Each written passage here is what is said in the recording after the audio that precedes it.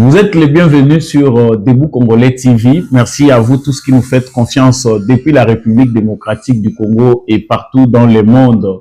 Voilà, je suis très heureux de vous savoir nombreux à travers le monde pour suivre cette émission Debout Congolais chargée d'éveiller les Congolais à travers les analyses et les décryptages des informations en République démocratique du Congo et partout ailleurs. Merci à tous ceux qui nous rejoignent dans cette plateforme Debout Congolais. Veuillez déjà faire comme d'habitude, liker cette vidéo, abonnez-vous si vous n'êtes pas encore abonné et pourquoi pas nous laisser un commentaire et partager l'information. L'actualité aujourd'hui en République démocratique du Congo, nous allons nous concentrer sur Walikale Centre qui a été récupéré par les forces armées de la République démocratique du Congo, mais en dehors de cela, place à Masisi Centre où les forces de la République démocratique du Congo, les forces de défense et de Wazalendo viennent de reprendre les contrôles des Masisi Centre. En tout cas, c'est une information sur laquelle nous allons nous concentrer principalement dans cette actualité. L'actualité aussi, c'est la Cinco et les CC qui viennent d'être reçus à New York par le secrétaire général des Nations Unies, Antonio Guterres, et les représentants de la France à l'ONU aussi. Nous allons en parler dans le cadre de cette actualité. Et puis le troisième sujet que nous allons aborder avec vous, c'est cette contradiction entre l'ambassadeur rwandais en France face aux députés français membres de la commission chargée des affaires étrangères. Donc, vous verrez que il n'est pas facile de mentir au XXIe siècle. L'ambassadeur français a eu des problèmes sérieux pour expliquer la situation qui oppose les Rwandais à la République démocratique du Congo. Le député de la France insoumise a eu aussi droit à contredire l'ambassadeur rwandais qui disait des choses qui ne sont pas correctes. Nakati émission Oyo, Tokofungola Penda, ba vérité belé pour parler de l'actualité de l'Est de la République démocratique du Congo et bien évidemment ce qui se passe à New York avec la Cinco. Je vous dis encore grand merci d'avoir choisi cette plateforme Debout Congolais pour partager les nouvelles de la République démocratique du Congo. Merci à vous tous qui nous faites confiance de partout à travers le monde. Donnez de la force à cette chaîne en vous abonnant si vous n'êtes pas encore abonné. Likez et partagez les lives de l'émission. Surtout, n'oubliez pas de nous laisser un commentaire. Je venais de dire au sommaire de cette actualité que après Walikale Centre, point focal pour les retours jusqu'à Bukavu, objectif qui s'est fixé les forces armées de la République démocratique du Congo et les Wazalendo qui les soutiennent. En tout cas, la cité de Walikale Centre, c'est depuis hier qu'elle est tombée entre les mains des forces loyalistes. L'armée de la République démocratique du Congo et les Wazalendo ont mis du feu pendant 48 heures sur la cité de Walikale. Et à Walikale Centre où se trouvaient les militaires rwandais en soutien au mouvement M23, mouvement terroriste, les bombardements intenses et les frappes de drones de la force aérienne de la République démocratique du Congo n'ont pas permis aux terroristes de l'armée rwandaise de résister. Babundi mingi pendant 48 heures. Les temps, les frappes de drones, parce que objectif na bango ndenge tulobaki na ba émission précédente, c'était de s'installer, bien installé na Walikale Centre. Mais on se poserait la question, pourquoi ba terroristes oyo na Walikale Centre bazwa kiton bango mutu ba pesa qui communiquer na bango il y a de cela une semaine passée ou voire presque près de 2 semaines qu'ils sont prêts à quitter la cité de Walikale. Balobi que nous allons nous retirer parce que nous voulons donner la chance à la paix. Qu'est-ce qui a fait que ce même terroriste puisse se maintenir sur place et chercher encore à se renforcer davantage? Donc, on comprend que les autres viennent de l'autre côté, ordre oyo bapesaki bango, bayaki ko changer ango na dernière minute, ils s'étaient obligés ya consacrer les sous effort na bango pour progresser. Alors que l'armée congolaise savait que Batouana bakosaka mingi, l'armée congolaise avait maintenu aussi son cap. C'est le fait tel que prévu. Ndenge ba négociation ezali komeka ko s'ouvrir na Doha, na Qatar, ezali respecté sur terrain. Mais musala makasi oyo aviation militaire, ya force aérienne, ya République démocratique du Congo basali, ya ko bombarder avion parce que les informations que nous venons de recevoir, ezali que ce n'est pas seulement ce que nous entendons là, c'est près de 4 avions oyo et mekaki ko atterrir na ba piste oyo ezali na ba zone contrôlée par l'armée rwandaise. Donc objectif na bango munene ezalaki que ba avion na bango e banda ko kita ko mata na ko contrôler ba zone wana. L'armée congolaise amonaki que soki batiki soki ton etiki bapesi bango kaka ton ya répit que ba avion e mataka e kitaka sans les contrôles ya République démocratique du Congo, c'est fini. Ces gens-là vont imposer leur dictat na kati ya ba zone wana. Voilà pourquoi il est difficile. Jusqu'au moment où nous parlons, la République démocratique du Congo ne permet même pas la réouverture ya aéroport ya Goma. Les terroristes bazalaki très contents, l'armée rwandaise qui appuie ces mouvements presque creux qu'on appelle M23, bazalaki très content bayebaki que après avoir imposé cette administration parallèle, ils auront le contrôle ya kobanda ko kitisa pe ko matisa ba avion na aéroport ya Goma. C'est ce que le gouvernement congolais n'a pas permis. Et c'est ce que le gouvernement congolais ne veut pas aussi permettre, que ça soit à Bukavu, que ça soit dans les environs ya Bukavu. La difficulté qu'ils ont, c'est que ravitaillement où il faut y a à partir de l'air, l'avion où ils ont sénaki ya kokita na ravitaillement, ils allaient bombarder, ils allaient attaquer na ba drone ya FARDC. C'est au total 4 avions. Mibale ba bombardaki na Minembwe. Na Minembwe tendance na bango parce que pour na bango baturane o bazakuna na batuare tabara bazali déjà ba allié à M23 et d'office ba M23. Le fait que ba déclarer qu'il y a un gouvernement congolais a monaki déjà que c'est ou l'armée congolaise ba monaki déjà que c'est le M23 qui occupe déjà ces zones là. Le rôle bazali déjà ba M23. Avion nyonso zo meka ko ya ko kita pona ko atterrir na Minembwe. Ils allaient contre le gouvernement, il faut pas abattre yango. C'est ainsi que 2 avions qui cherchaient à venir ravitailler les terroristes wana ezala qui bombardés par les FARDC. De l'autre côté, na Walikale, na aéroport ou bien aérodrome, il y a Kigoma. C'est encore 2 avions. Ça dit, oh biso toyoka ki lokola sango. Ezala qui avion ya liboso te ezala ki nde ya mibale. C'est qui est devenu très populaire que FARDC a bombardé avion na bango ezala ki nde ya mibale. Mususu lisusu ba pelisa ki moto toujours parce que intention na bango ezali ya kotia système ya défense anti-aérien. Ou ko permettre bango ki basala ka brouillage ya ba GPS. D'ailleurs de l'autre côté vous sentez que na Burundi pe bazali ko dénoncer que ezali na manœuvre moko rwandaise où ezalaki ko tenter ko sala brouillage ya ba signaux GPS pour na ko empêcher que ba avion na bango pe et décollaka te tout pe atterrir te na zone moko quelconque. Donc heureusement pour les Burundais, ils ont réussi aussi à déjouer ces plans macabres des Rwandais de l'autre côté. Et Walikale centre Denega Tolobaki, ce n'est plus une nouvelle, c'est déjà connu que le FARDC occupe totalement cette cité.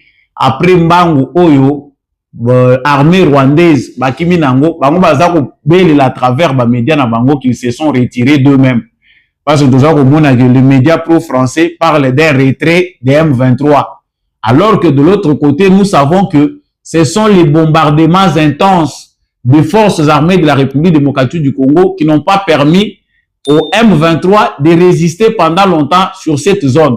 Leur objectif principal était d'avoir une base avancée, c'est-à-dire d'avoir du renfort. Comme ils étaient coupés de leur renfort, cela ne leur a pas permis de résister pendant longtemps dans cette zone. Et surtout que la journée du lundi était une mauvaise journée pour eux. Ils étaient coupés de leur communication. La communication avec leurs sources de ravitaillement était coupée. Voilà pourquoi les mardis et les mercredis, ils pouvaient résister, mais pas pour longtemps. C'est ainsi que l'armée congolaise et les forces Wazalendo ont repris le contrôle de la localité ou de la cité. Awa tozali koyoka naba communicateur pro-Rwanda et ils nous donnent d'autres informations. L'information, bango bazali ko pesa biso ezali que non, voilà, c'est autour de l'armée rwandaise et les M23 se sont retirés d'eux-mêmes, il n'y a pas eu combat. Au moment où nous parlons, Nangongo et Tozali Koloba, la situation maintenant se concentre dans Massissi centre. Awa Tozali Koloba, après Walikali centre, les forces armées de la République démocratique du Congo reprennent encore le contrôle de Massissi centre. Pour ceux qui se souviennent, localité Oyo, ezalaki ekendaki na maboko ya ba terroristes et armée rwandaise depuis le mois de janvier. Localité wana ekweyaki. Et maintenant, les forces armées de la République démocratique du Congo viennent de reprendre le contrôle.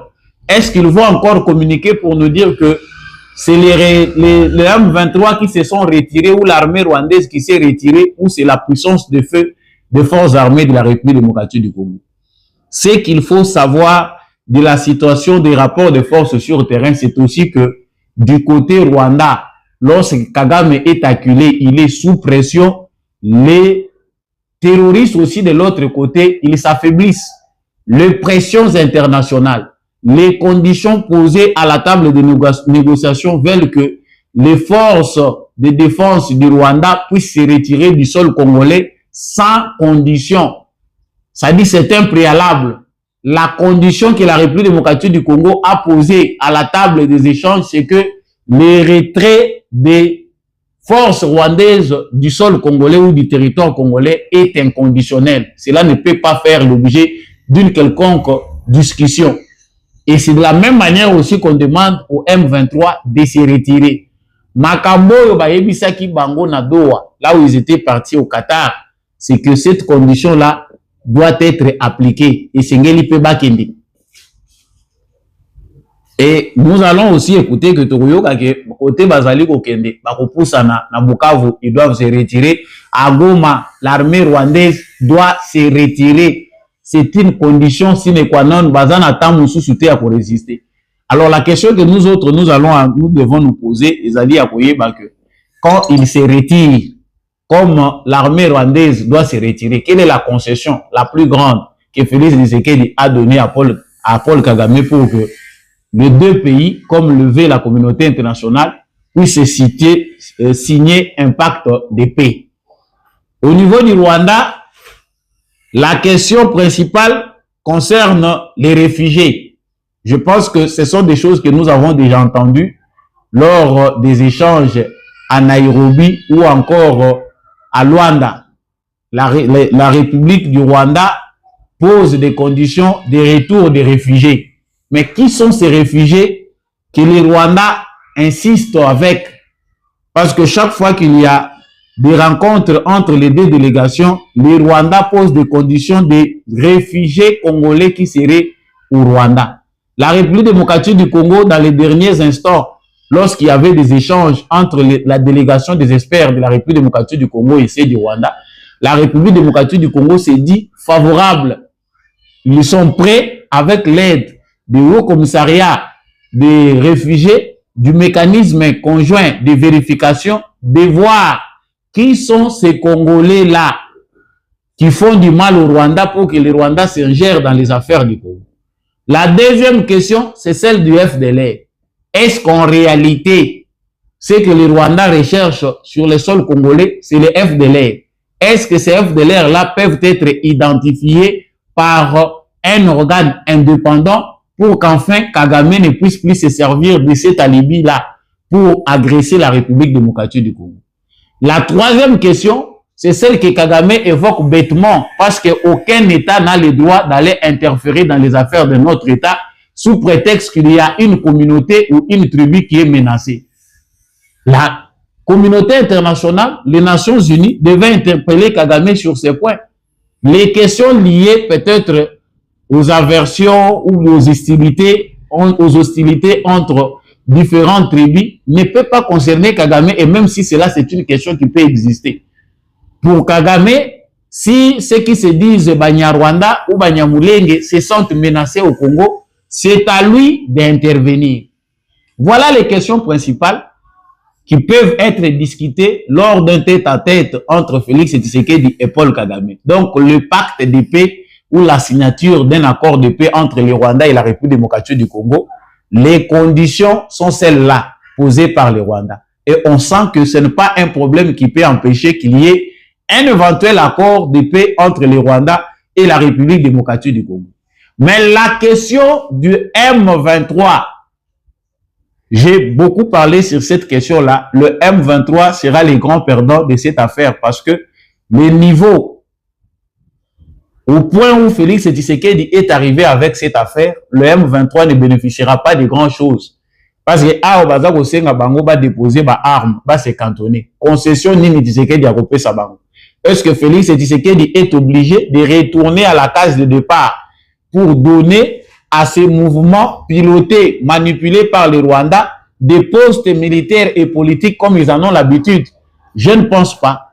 Voilà pourquoi au stade où nous sommes arrivés, avec des crimes commis par les responsables et les combattants de ce mouvement manipulé par le Rwanda, il n'y a plus moyen de les réserver une suite favorable par rapport à leurs requêtes. Yango bomoni que Makamundenge ezali ko évoluer sur le terrain, plus source na bango et approvisionnement ezali ko tarir, parce que des problèmes économiques commencent à se poser au Rwanda. Et la fois passée, je venais même de suivre que vous avez que les commerçants de Baza ko souffrir nango. Le Congo était grand marché pour les pays frontaliers qui savent en tirer des bénéfices. Les Rwandais qui sont à Gisenyi, Bazali Koboma Bangombe na Bango, ils ont besoin de commercialiser leurs vaches. Et le plus grand marché pour eux, c'est Goma. C'est la République démocratique du Congo. Et voire même au-delà de Goma. Bangombe ezali côté Kamali Sousoute, Ndenge ezali côté Kamali Bosso. Donc la crise ne frappe pas seulement que la République démocratique du Congo, mais aussi les Rwandais. Donc Kagame a choisi de faire souffrir même ses propres concitoyens par rapport à son ambition expansionniste. Donc, retenons que Masisi Centre est retourné entre les mains de l'armée de la République démocratique du Congo. Les militaires de la République démocratique du Congo, Babundi Penda Bitumba ya Solo na Bawazalendo pour que Masisi Centre ait à la récupérer. Ça va aller comme ça. Parce que plus crise ezali komata, pourquoi les gens se posent des questions qu'il y a des crimes à Bukavu, il y a des crimes à Goma. Le militaire, les combattants recrutés par les Rwandais pour cacher sa présence sur le sol congolais à travers le M23 veulent les moyens, l'argent. Tant que ces gens-là ne sont plus payés, ils évoluent de promesse en promesse, ils vont commettre encore des actes barbares. Tout dit que Nabutu ya lelo potota ni salobi ba piller banque, ba piller Sophie Bank, ou ezali banque moko ya transfert ya mbongo le plus grand kuna na Goma. Sikoyo ba koti si crise mususu. Pourquoi ils sont en train de piller? Parce que mbongo ezali komona na te. Ba prometaki bango que une fois tokokoma na Goma, vous aurez beaucoup d'argent. Tokopesa bango mbongo ebele, tokopesa bino mbongo. Mbongo ezali komona na te. Nanga continue à rassurer. Azali Kosa la propagande, il y a Henri Magie et les autres Congolais qui sont allés donner des béquilles là-bas, que non, que le Congolais vienne ici, c'est nous voulons libérer le Congo, c'est la paix. C'est une propagande qui ne paye plus parce que Kagame est asphyxié. Il n'y a pas d'argent à payer à tous ces combattants-là qui doivent venir dans ces mouvements, qui doivent adhérer pour donner un visage congolais à ce mouvement-là qui est composé pour la plupart des Rwandais. Tolobagi que cette fois-ci, ça sera difficile. Et c'est ce qu'on va constater. S'il y a encore plus de pression de la part de l'armée rwandaise, vous verrez que les restes des territoires occupés là seront récupérés facilement. Kagame a déjà faibli. Il sait maintenant qu'on l'a coupé des moyens qui pouvaient lui permettre de mener cette guerre et renverser le régime de Tshisekedi. Parce que les moyens ne sont plus là. Il n'en aura pas. Système où il va payer ça qui est, le Pologne et Luxembourg, pays où ils ont à la base, il y a système, il y a défense anti-aérienne. Tout ce que Kagame faisait, il savait que Félix Tshisekedi sur le terrain, j'ai mes infiltrés au Congo, Nazali Nabitumba, Tshisekedi a kokokate. Kagame était déjà trop sûr, mais balobaka que dans le poto, comme nous les disons en français, la vengeance est un plat qui se mange froid. La patience de Tshisekedi finit par payer parce que cette guerre, on va la gagner haut le main. Quand tout le Congo se réveillera pour tirer la revanche sur le Rwanda, il n'y aura plus de guerre. C'est ainsi que le vrai cap de Félix Tshisekedi est allé partout. Vous allez recruter plus de Congolais. Qui va financer? Parce que même les multinationales qui étaient derrière commencent à comprendre que non, c'est maintenant une sale affaire. Si vous voulez éviter d'être sali, on parle de votre entreprise comme une entreprise criminelle, il faut se retirer de cette entreprise. Mais Kagame pense qu'il doit s'entêter seul. Jusqu'à quand? Donc, c'est déjà des victoires qui vont faire que, avec le temps, si l'armée rwandaise répond à l'exigence internationale, le M23, c'est un mouvement qui n'a rien. Et ça, cette question-là, le gouvernement congolais ou l'armée congolaise seule peut résoudre la question des pantins qu'on appelle M23. Il suffit que l'armée rwandaise se retire, comme l'exige la communauté internationale, les Nations Unies, les États-Unis et d'autres pays qui en parlent. On verra que l'M23 n'existe pas comme mouvement. En réalité, c'est l'armée rwandaise qui est derrière. Sangwami Balé, l'actualité en deuxième position, c'est celle de la CENCO et de l'ECC. Je ferai une émission que je dois présenter peut-être dans les jours qui viennent pour savoir jusqu'où ira la CENCO et l'ECC. Nous avons bien vu que de l'autre côté, ce sont des consultations que mènent le président Félix Tshisekedi via son conseiller en matière de sécurité. Mais de l'autre côté, la CENCO et l'ECC n'a pas encore fini. La CENCO et l'ECC continuent sa démarche dans le cadre du pacte social.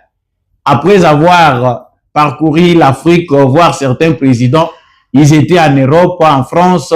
Maintenant, c'est le tour des États-Unis d'Amérique. Ils viennent d'avoir une audience avec les secrétaires généraux des Nations Unies et les représentants de la France à l'ONU. Bango balobi que il doit y avoir un dialogue inclusif, un dialogue qui réunisse tous les Congolais, toutes les parties prenantes pour essayer de résoudre ce qu'ils appellent crise. Mais il se pose un problème de rapport de force. La crise est-elle sécuritaire ou elle est politique? Faut-il associer les problèmes sécuritaires où une catégorie de Congolais sont allés se joindre à l'ennemi pour enfoncer davantage les problèmes d'insécurité? Faut-il résoudre cette question par un dialogue qui finira par le partage des postes? C'est la question que moi je me pose. Je ne sais pas si d'autres Congolais se posent cette même question. On ne peut pas avoir tous les mêmes réponses, mais ce qu'on sait, c'est que Félix Tshisekedi, entre les statu quo et les changements, va-t-il accepter cette fois encore que cette même CENCO qui lui refuse la légitimité obtenue par les élections puisse être au centre pour réunir tous les acteurs politiques? En tout cas, il y a des observateurs qui pensent que ça sera une erreur grave pour Félix Tshisekedi d'accepter ou de donner la légitimité à la CENCO et l'ECC pour qu'ils réunissent tous les acteurs politiques. Nous allons retourner au format de Sun City ou encore dans un format où il y aura des gens qui vont avoir des postes politiques et ce seraient les politiciens qui vont se retrouver contrairement à l'ensemble du peuple congolais. Je reviendrai sur cette question dans l'actualité avec une émission que je vous propose pour dans les jours qui viennent. sango ya suka tozali kosukisa nango basango ya lelo ezali lokuta eyaka na ascenseur, la vérité eyaka malembe malembe na escalier pe ekomi. Vous verrez qu'il y a une très grande différence lorsque la vérité éclate au grand jour et que le mensonge n'a plus le droit d'exister. Ça donne ce que vous verrez. Suivez ces propos de l'ambassadeur rwandais en France face aux députés de la Commission des Affaires étrangères de la France, et puis nous revenons. De plus, depuis la bataille de Goma que je viens de mentionner, il est prouvé, mesdames et messieurs les élus, qu'une attaque de grande envergure sur le sol rwandais était en préparation. Une attaque menée par les FDLR/FARDC, les milices Wazalendo, les forces armées burundaises, la force régionale Samir RDC, ainsi que des mercenaires européens, principalement venus de la Roumanie et dont certains ont servi dans la Légion étrangère. Des stocks d'armes importants, des stocks de munitions, une artillerie lourde, des mortiers, des missiles longue portée, des missiles anti-aériens et drones kamikazes ont été retrouvés à moins de 5 km de notre frontière. Ces armes n'étaient pas orientées vers le théâtre des opérations contre les M23, mais en direction des positions civiles rwandaises. Je vous le répète, mesdames et messieurs, ces armes étaient bel et bien dirigées vers des enfants, des femmes et des hommes rwandais. C'est donc en vertu de cette menace existentielle qui perdure depuis plus de 30 ans que le gouvernement rwandais a mis en place des mesures de défense pour prévenir que le conflit ne déborde pas sur notre territoire et surtout pour protéger la population rwandaise. Monsieur le Président, Mesdames et Messieurs les députés, aujourd'hui, si la coalition FDLR-FRDC constitue une menace pour le Rwanda, la mécanique infernale du génocide est toujours à l'œuvre en RDC. Voilà, ce que vous venez d'écouter, ce sont les propos du député ou de l'ambassadeur rwandais en France. L'ambassadeur rwandais est obligé de se justifier. Ils disent pour eux que depuis les événements, ce qui s'est passé à Goma, et ils ont compris que le Rwanda est menacé. C'est-à-dire la République démocratique du Congo veut amener la guerre au Rwanda pour déstabiliser le régime de Paul Kagame. Est-ce que lorsqu'ils avaient pris Bunagana, c'était la même question? Mais malheureusement pour lui, comme la vérité a éclaté au grand jour, il y a des Français qui sont de plus en plus conscients aujourd'hui. Écoutez ce qu'était la réponse du député français de la France insoumise, et puis nous revenons. La parole à présent pour la France insoumise à M. Aurélien Taché. Merci Monsieur le Président, merci Monsieur l'Ambassadeur. Le 7 avril, ce sera effectivement, ça a été rappelé, la journée internationale consacrée au génocide des Tutsis au Rwanda. Un concert était prévu en France à cette date, le concert Solidarité Congo. Vous avez demandé son report, Monsieur l'Ambassadeur, et vous avez eu raison. Rien ne doit pouvoir entraver le devoir de mémoire sur le génocide et l'horreur que vous avez justement rappelé. Mais rien ne doit non plus pouvoir entraver le devoir de solidarité avec le peuple congolais, aujourd'hui victime d'une guerre d'agression menée dans l'est de la République démocratique du Congo. Après la défaite temporaire du M23 en 2013, 11 pays de la région des Grands Lacs, dont le Rwanda, se sont mis d'accord pour mettre un terme au conflit le plus meurtrier depuis la Seconde Guerre mondiale et garantir la paix au Congo. Ce protocole d'Addis Abeba imposait à ces États le respect de toutes les souverainetés et proscrivait toute forme d'ingérence interne dans les pays voisins. Alors, Monsieur l'Ambassadeur, j'ai bien compris que vous nous disiez que votre pays n'avait aucun lien direct avec le M23. Tous les documents de l'ONU et des instances internationales disent l'exact contraire. Tout démontre qu'aujourd'hui, votre pays est le principal financeur de ce mouvement et que votre armée est même présente, malgré vos dénégations ce matin, sur le sol congolais. Vous nous dites qu'elle est là pour assurer finalement la sécurité de l'État rwandais et pour protéger la communauté Tutsi qui serait encore persécutée. Et si c'est vrai, c'est évidemment totalement inacceptable et il faudrait mettre un terme immédiatement.